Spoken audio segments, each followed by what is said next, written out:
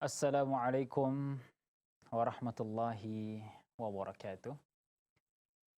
Alhamdulillah wassalatu wassalamu ala rasulillahi amma ba'd. Sahabat, keluarga muslim, pemirsa yang dimuliakan oleh Allah Subhanahu wa taala. Bersyukur kita kepada Allah Subhanahu wa taala atas nikmat yang diberikan oleh pencipta kita, dan semoga kita termasuk hamba-hamba yang mensyukuri nikmat-nikmat tersebut, bukan malah sebaliknya mengkufuri nikmat-nikmat Allah Subhanahu wa taala. Karena pencipta kita sudah mewanti-wanti bahwa orang-orang yang bersyukur, hamba-hamba Allah yang bersyukur kepada Allah Subhanahu wa taala adalah hamba-hamba Allah dari segolongan kecil saja, dan kebanyakan dari mereka adalah orang-orang yang kufur dari nikmat-nikmat Allah Subhanahu wa taala. Saudaraku yang kucintai karena Allah Subhanahu wa taala. Setiap hari kita berbicara.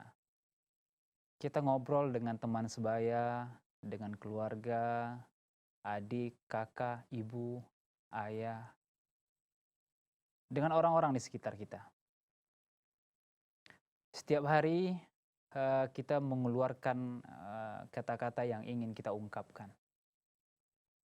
Baik berupa kata-kata indah, pujian-pujian, doa-doa, bahkan kita mengeluarkan celaan-celaan, umpatan-umpatan, dan laknatan-laknatan yang kita ungkapkan untuk orang-orang di sekitar kita tanpa kita sadari.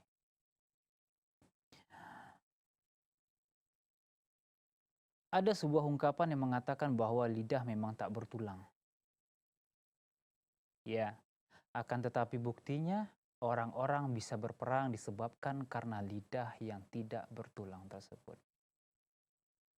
Orang-orang bisa saling membenci karena lisan itu sendiri.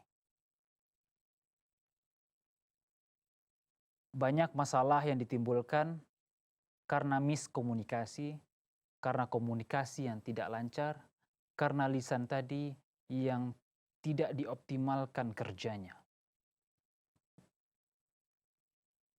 Bahkan dalam agama kita dan juga Rasulullah Sallallahu Alaihi Wasallam juga sangat berpesan kepada kita semua agar menjaga lidah kita.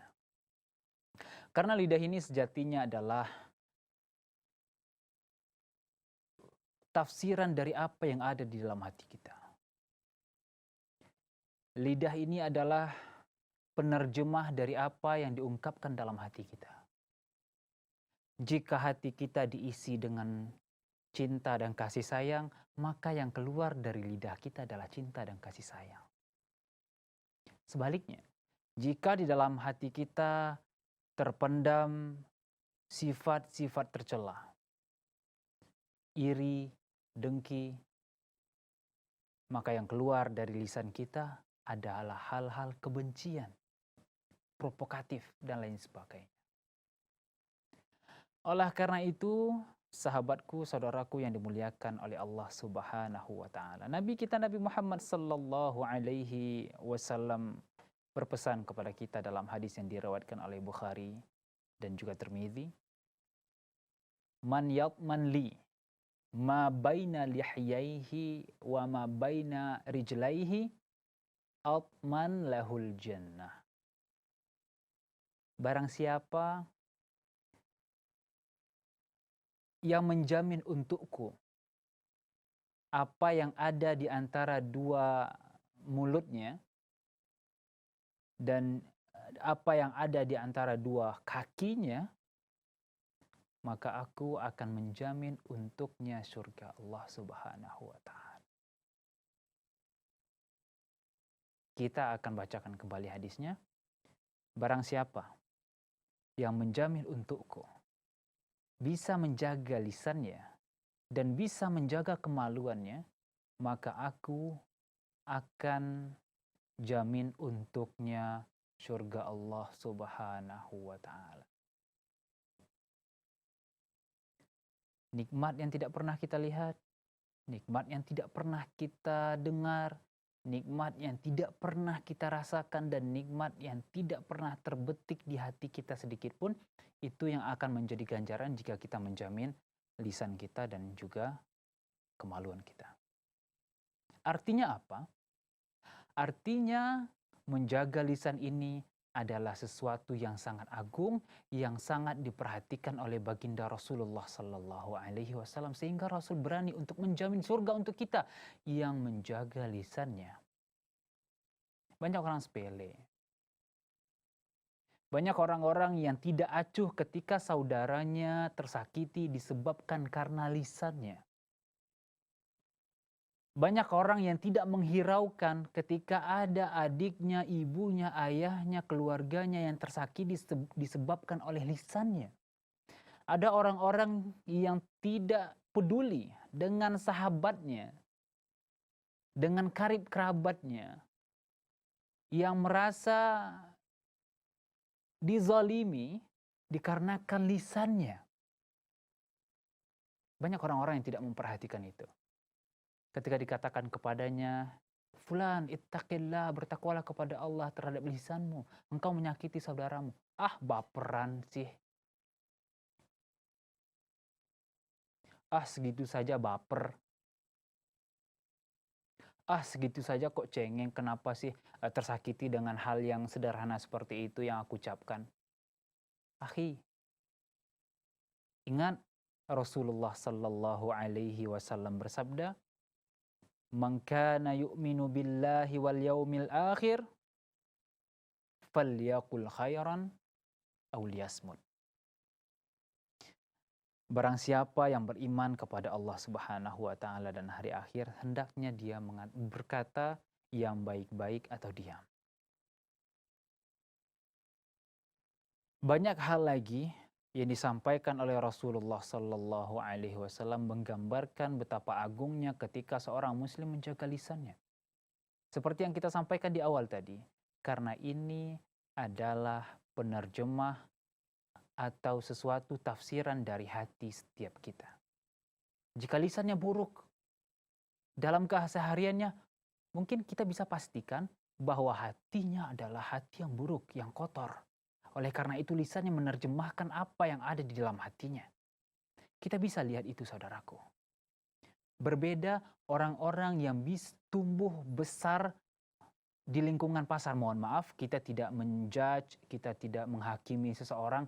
Kita hanya menggambarkan keadaan bahwa berbeda antara orang-orang yang tumbuh di pasar, yang mendengarkan carut marut, dengan lisan orang-orang yang dididik di dalam masjid Allah Subhanahu wa taala. Berbeda.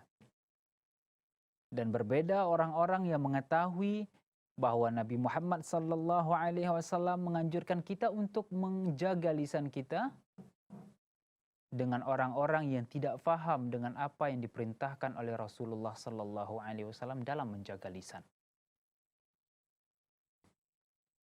Saudaraku yang kucintai karena Allah Subhanahu wa taala. Apalagi di zaman fitnah ini.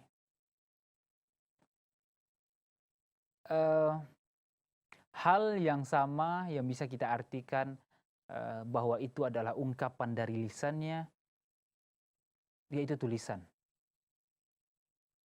Ya, ketika seseorang menulis, itu juga apa yang ada di dalam hatinya. Artinya itu adalah lisannya yang berbicara. Di zaman fitnah ini mudah sekali orang-orang untuk menyepelekan dan tidak bertakwa kepada Allah Subhanahu wa taala dalam masalah menjaga lisannya dan juga menjaga tulisannya di media sosial yang mainstream. Banyak orang yang menjadi singa ketika dia di balik layar komputernya. Banyak orang yang menjadi singa ketika mereka berada di balik layar dari handphonenya. Namun menjadi kucing yang pengecut ketika dia berada di hadapan orang yang ditujunya. Ini adalah bentuk orang-orang yang menghinakan dirinya sendiri. Saudaraku yang dimuliakan oleh Allah Subhanahu wa taala. Rasulullah Shallallahu alaihi wasallam juga bersabda dalam hadis Tirmidzi yang menyatakan bahwa jika anak Adam memasuki pagi hari, sungguhnya semua anggotanya berkata merendah kepada lisan. Bertakwalah kepada Allah dalam menjaga hak-hak kami. Sesungguhnya kami ini tergantung kepadamu, wahai lisan. Jika engkau istiqomah, maka kami juga akan istiqomah. Jika engkau menyimpang, wahai lisan, dari jalan petunjuk Allah Subhanahu wa taala, maka kami juga akan menyimpang. Seperti yang disampaikan oleh Rasulullah Sallallahu Alaihi Wasallam juga di hadis yang lain yang diriwayatkan oleh Ahmad, yang dihasankan oleh Syekh Salim, la yastaqimu imanu abdin hatta yastaqimu qalbuh wa la yastaqimu qalbuh hatta yastaqimu lisanuh. Sungguhnya seseorang tidak akan istiqomah di jalan Allah Subhanahu wa taala sampai lisannya itu istiqomah atau hatinya istiqomah, karena ini akan saling berkaitan. Tidak akan istiqomah lisan seorang ketika tidak istiqomah hatinya. Wala yastaqimu qalbu hatta yastaqim lisanuh, dan tidak akan istiqomah hati seseorang ketika lisannya juga tidak istiqomah dalam menjalani jalan petunjuk Allah Subhanahu wa taala. Wala yadkhulu rajulul jannata la ya'manu jarahu bawa'iqah, dan tidak akan selamat dan tidak akan masuk surga orang-orang yang tidak mengamankan, artinya orang-orang yang ketika tetangganya merasa terancam karena lisannya.